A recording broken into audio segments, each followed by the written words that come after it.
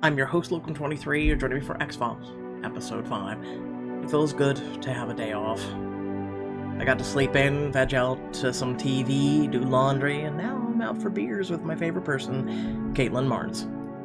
I tell her about the Martin Sneberg case, the explosive gelation, Sneberg's history, the victims. I explain how Fulton and I were flash frozen, allowing Sneberg to get away. Caitlin says she knows about my hypothermic coma because she came to Philly to visit me in the hospital, so now I know that that was real. I tell her how A.D. Skinner chewed us out for our mistakes. I don't tell her about the bowling balls, the hack, or the magic bullets. I skip a lot of the story, which works out fine because Caitlin's clearly having a hard time with what I do tell her. Okay, Jess, so let me see if I understand this. A kid was put through aggressive chemo and cryotherapies, and it's not only cured him of his cancer, but it also gave him the power to flash freeze people's insides so they explode. This is what you're saying. Yes. That is what I'm telling you. With her patented, disbelieving smile, Caitlin crosses her arms and shakes her head at the ceiling. I don't even know where to start, like, why haven't they replicated the process that did this to him? Who knows, maybe this one kid was special somehow. If the X-Files stuff is real, why don't we hear about it on the news or read about it in the science blogs? You do hear about some of it, right? But it's competing with noise. Hoaxes, conspiracy theories, cat videos, and normally, or well, anyway, everyone's skeptical of normal news now, so forget the guy who sounds like he's from a superhero movie. More like supernatural horror, but I get your point. I do, it's just a lot to take in. I mean, you saw bodies, innocent people literally being torn apart. How are you carrying that? I'm doing my best. I probably wouldn't mind as much if the killer hadn't slipped away, but I'm coping. It's not like a guy like that's got anywhere to go, especially with a bleeding hole in his shoulder. I hope you're right. No, if he has the power to freeze, he'll just freeze around that area until he heals, who knows. Say what you want about records maintenance, but it's by the numbers and I go home stress-free. That sounds pretty boring. It is boring. Hope a spot opens up in the counter-terror analysis, or I'll have to settle for my second pick. I'd suggest a transfer to the X-Files so you could see it for yourself, but we're staffed to capacity. Imagine us being partners, greatest clearance rate in the history of the Bureau. How is it with the guy you're paired with? Working okay, or? Too soon to say. There's some chemistry there, but it's just one case, so far we'll see. Caitlin leans in, trying to hold back her devil's smirk. Chemistry, you say? Do tell. Oh, stop. Always have to watch my choice of words around you.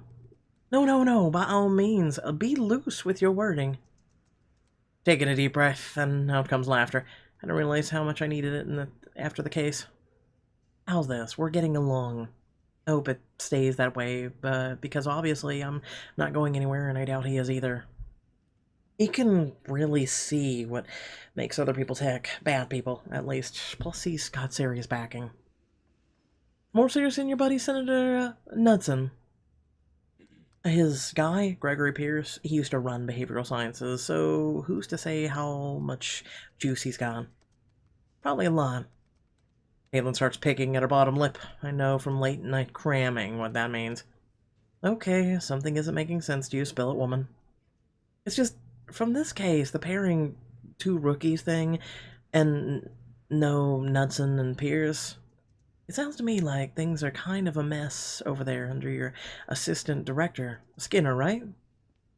Could be bad, but it could be an opportunity for someone to step up, get things in order. Hint, hint. One step at a time. I just finished my first case. It'll be a long time before I have that kind of pull. Sounds like you're, like now's a good time as any to start planting the seeds. Guess it's a question of whether you want Skinner's job or his ear. But what do I know? I'm a glorified desk jockey. Are you, all that glorified, though? Okay, that comment, that means the next picture's on you. I head to the bar while I'm waiting on the third pitcher. I think about what Caitlin said. How will things shake out with Skinner and the hack? Probably not great. The magic bullets downloading copies of the X-Files. What do I want my role to be, and what might Fulton do about it? Special Agent Aaron Fulton.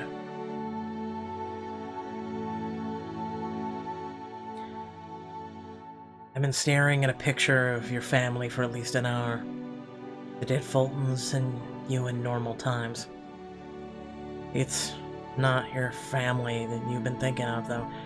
It's that family in Philadelphia blown to shreds in every way by Martin Sneebert Jr. You wonder what Dexler's family is like. You've never asked, and she's never mentioned it. Stacy settles in next to you on the sofa and nuzzles your shoulder, sharing your view with a photograph. She smells like soap and calm. You told me to tell you, when you're doing it, Aaron, you're doing it. Yeah, zoning out. It's work stuff. I know. You don't want to talk about it? That's cool. Anything about it you want to talk about? Preventing injustice.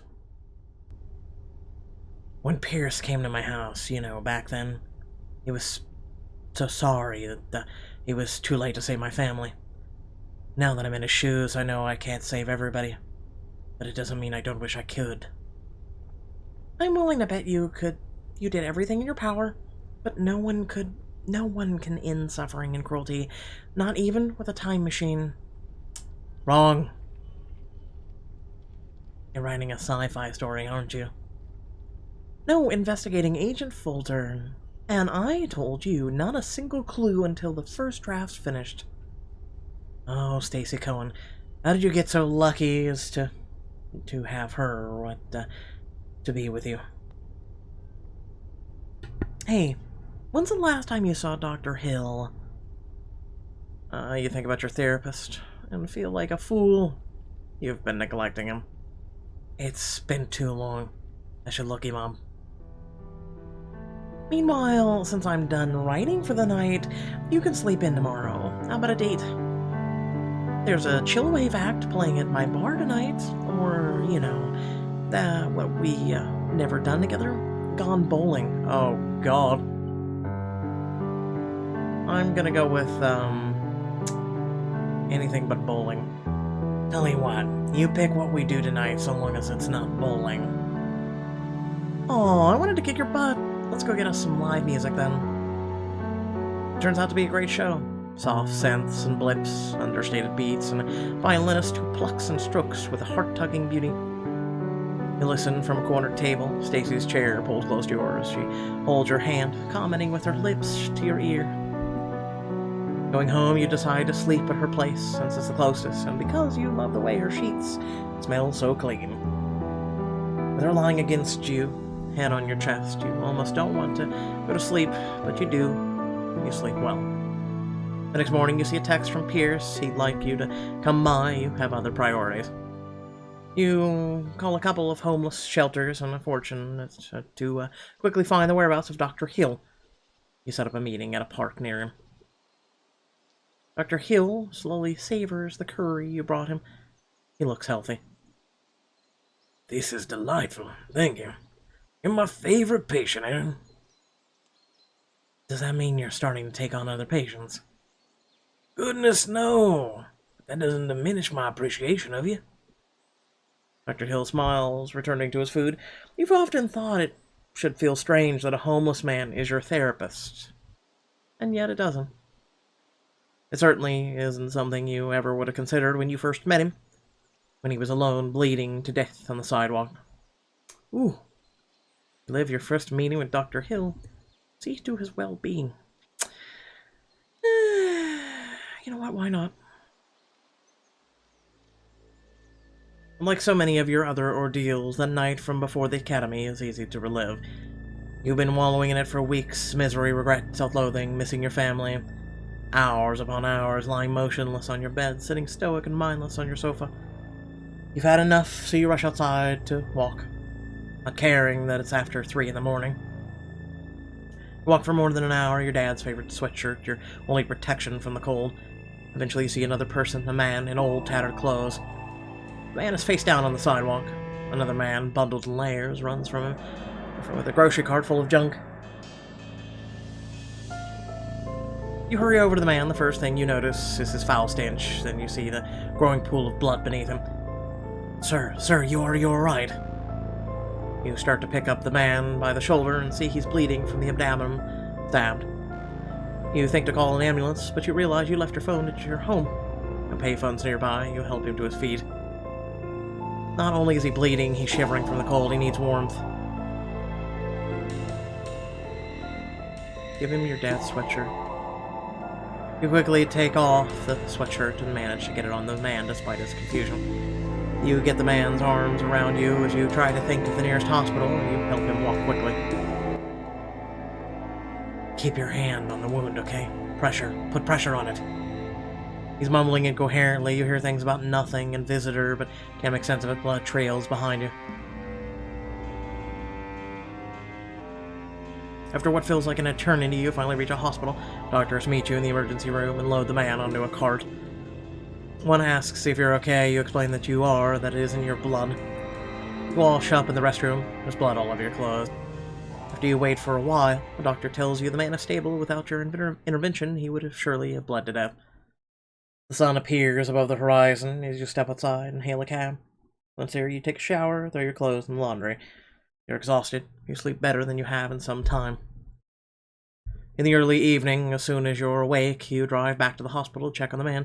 They let you see him. His name's Bennett Hill. It's you. Why don't you come in? Have a seat. How are you feeling?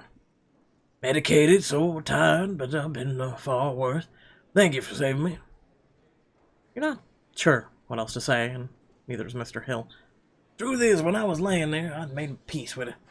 That if it would be the end, if you'd let me there, that would have been okay.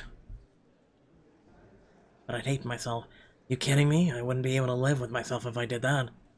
Then I congratulate you on being a man of character, and I do sincerely thank you. Why would you tell me something so personal? You don't even know me. I know you're someone who saved a smelly old stranger from dying. I'd hate to repay you with simple small talk. Hill's speech suggests an education. It contains a hint of refinement that you find curious. You ask him what his story is. He tells you. Hill was a licensed psychiatrist, or psychologist, with a happy marriage and a brand new home just before 2007 when the housing market collapsed.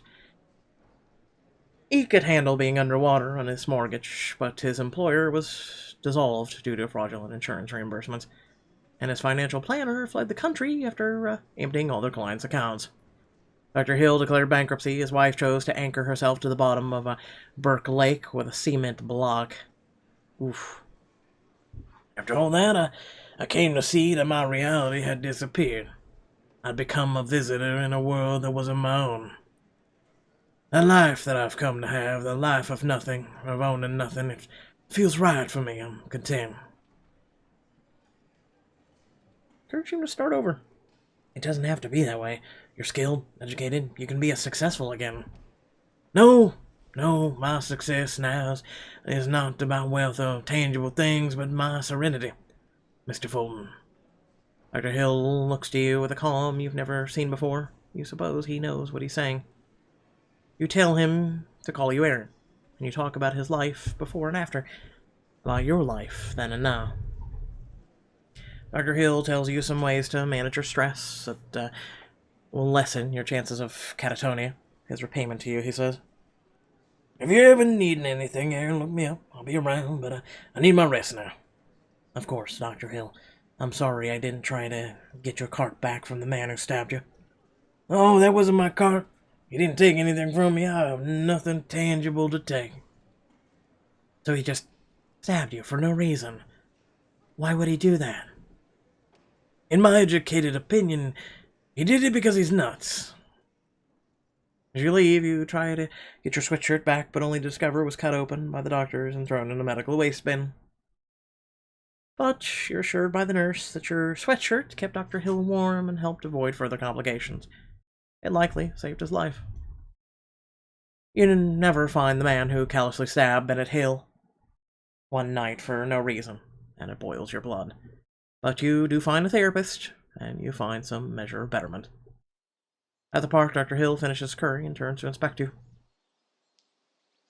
So, Aaron, how you liking the FBI so far? It's a challenge. I'm only one case in. But it's been rough. You fill him in on what you've been doing in the most general terms and the broad strokes of your first X-File. I know a little about that case. People say the victims were frozen to death, made to look like ice statues. That's not public knowledge. In my social circles, word gets around. I assume a lot of stories are just like that until I hear otherwise, like now. There was a family killed, parents and the children. Dr. Hill falls quiet the way he does whenever he wants to let a thought swirl in the air between you. But your family died, you said you shut down. Went hours without moving or thinking. What about this time? I mean, it affected me, but nothing like that. That's good to hear. And what do you think of the killer being an orphan? Someone like you? Not at all like me. He killed his dad, gave his mom brain damage. It's not the same thing. Loss, regret, pain, discomfort. In your new paradigm, you both experience that, Aaron. If you're going to understand minds like his, you have to tap into those commonalities. You see the wisdom in Dr. Hill's words, which cause you to think of the magic bullets. What could be in the heads of the X-File hackers? Help me understand this. What sort of mind might find value in trading human lives for a dumb prank? Dr. Hill ruminates for a moment. At times like this, you wonder with fascination what his mental process is like.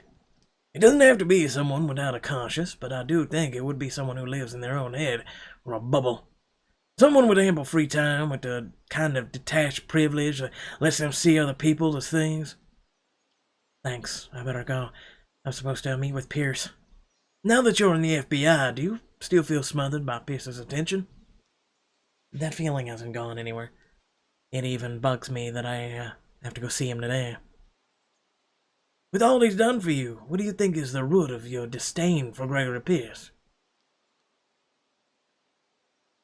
He wants to mold me.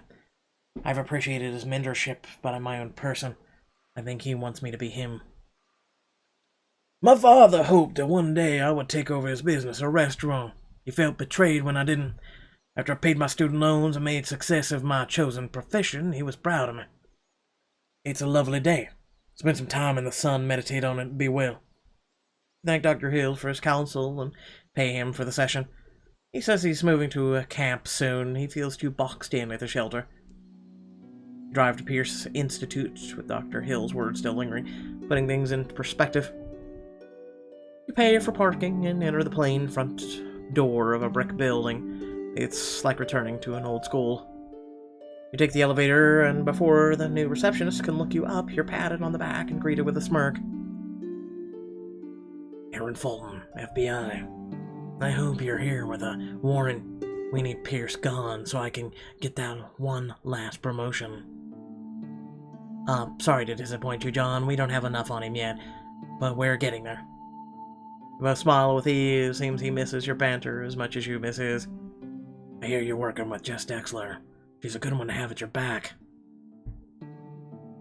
Dexler's good as what she does. No denying it. That she is. Come on, Agent. I'll take you to the boss man. Doggett walks you into a bright and open offices with half-wall cubicles and deeply focused consultants and researchers. You steal a look at your old desk. It remains empty. Doggett knocks on the door to Pierce's office and opens it. I found this guy lurking in the lobby. Could be trouble. First time seeing Pierce. Thanks, John. I'll handle this grid. You can close the door. Pierce steps around his desk and shakes your hand firmly. His other hand on your shoulder, he beams like a proud father. Have a seat, Agent Fulton. Make yourself at home. Sorry I didn't make it up to the hospital. Glad to hear you're in good shape, though. How do you feel? Head over my head. Like I was still getting my feet wet when I got thrown into the deep end.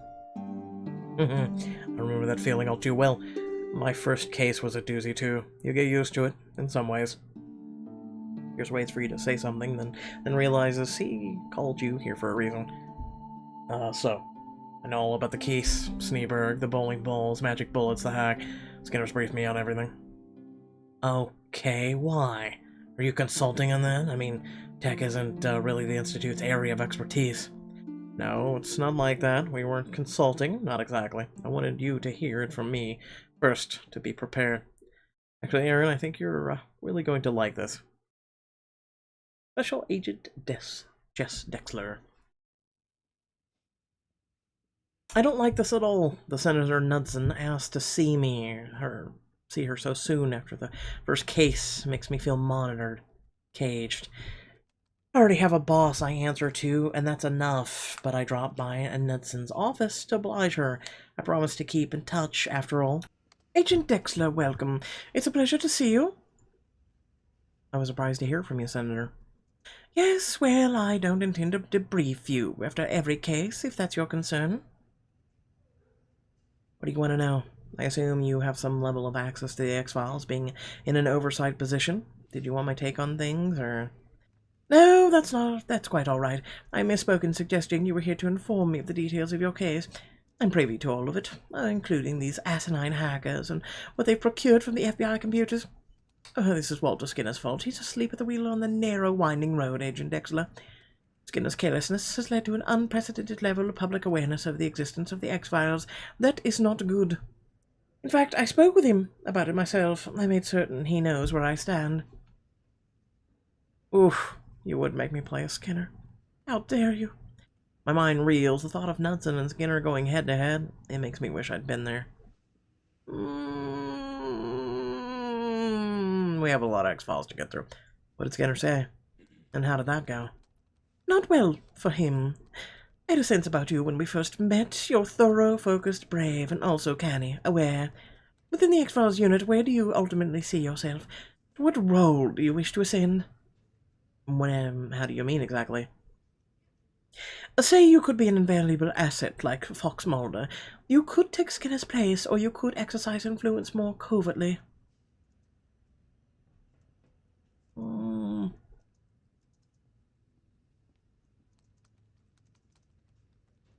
The thing is, the assistant director will always have someone with their boot against his neck. The 80s top assa. I wouldn't mind having the full trust of my boss, knowing he or she would take my counsel seriously. Interesting. I would have you pegged for someone with more ambition. Nevertheless, it is a position of power. The senator sits back and observes me. At first, it feels like we're in this chess match, but then I consider that I'm one of her pieces. There's something you need to know, a development. It's better for you to hear it from me than from Skinner. In light of Skinner's carelessness, the Department of Justice has drawn a contract with the Pierce Institute. Is there not already one? They consult, don't they? Not anymore. In the time of uncertainty and turmoil, it's been determined that the X-Files requires an extra layer of scrutiny. From this point forth, the Pierce Institute will oversee Walter Skinner, specifically his work related to the X-Files unit. More oversight? I don't understand. What's piling bureaucracy on top of bureaucracy going to achieve? It's going to prevent further disaster and allow you and your partner to do your jobs better, I assure you. In fact, I would go as far to say as your jobs are now safer. I come out of the meeting with Senator Knudsen feeling less secure than she'd maybe intended. And I think that's because I haven't digested what's happening. I keep trying to determine what the Pierce Institute's involvement would really mean, but my head's swirling with possibilities. I can't focus, so I turn to the one person who I know can help work with the sound. Holy crap, Jess. As far as Caitlin knows, Skinner's competence is in question, and that's it. News of the hack can't get out. A private company is going to oversee part of the FBI? That's crazy. Skinner must have serious protection not to have just been fired. So the Pierce Institute effectively calls the shots now. What will you do? Watch my own back. What do you think? I'll play along and look out for daggers. Yeah, that's probably what I'd do too. Man, I do not envy you right now. You said your partner's buddy-buddy with Pierce, right? Keep that camaraderie going, because he's got juice. Not a bad idea. Yeah, I think I'll do that. Good call. So weird, right? It's like I'm actually helpful or something. Oh, your partner probably found out about it before you did. Wonder what he thinks about it. Okay, let's change the subject. Anything, please. We get to talking about Caitlin's latest dating misadventures, but I keep thinking back to the last thing she said. Fulton surely knows about the Pierce Institute by now. He must be pretty excited. Special Agent Aaron Fulton. You're worried.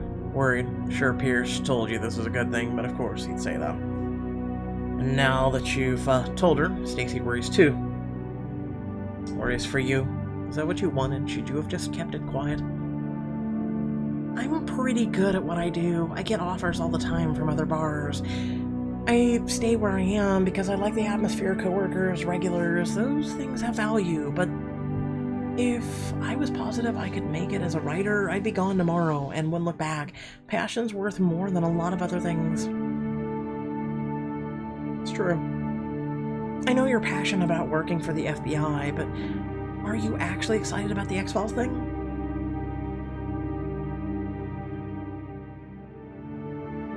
I am now. I wasn't at first, but this case, it was a murder case. It was right up my alley. And the fallout from it, the things we've learned, I can't let that go. I have to get to the bottom of it. You're committed to the X-Files.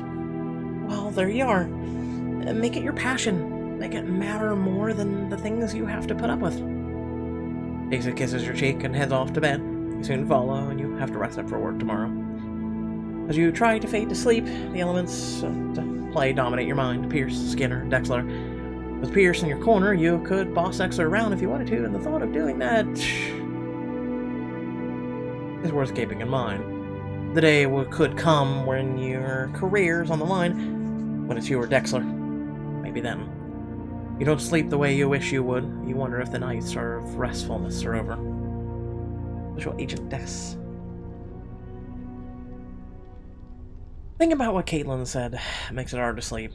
I put on a podcast about dead languages to ease my mind. But as I'm starting to fade, my phone buzzes, a late night text. Be work, or I roll over and check. What the hell? A video call? It's from 0000. I answer it. A horse head appears before a gray concrete wall. Whatever I expected, this isn't it. Hello, Wilma.